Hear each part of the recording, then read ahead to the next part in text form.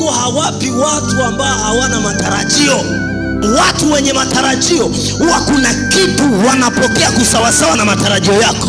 Na mimi ninakuombea kwa jina la Yesu Kristo, yale matarajio uliyotoka nayo nyumbani, yale matarajio ambayo umemwambia Bwana, yale matarajio ambayo ulikuwa unayaomba miaka iliyopita, yale matarajio ambayo limekuwa ombi lako ni mwaka wa pili sasa, inawezekana jingine umeliombea ni mwaka wa 16 sasa, kwa jina la Yesu leo linaenda kutokea kwenye maisha yako kwa jina la Yesu.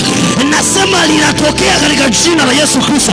Nataka nikupe habari njema kutoka Sayuni, kwamba kile unachokitarajia kwenye nyumba ya Bwana, kwa Bwana itapatikana. Haya ndio maneno aliyomwambia Ibrahimu. Mtoto wake anaitwa Isaka. Isaka akamwambia, baba, ninaona tuna kuni, ninaona tuna moto, lakini sioni sadaka. Nampenda Ibrahimu.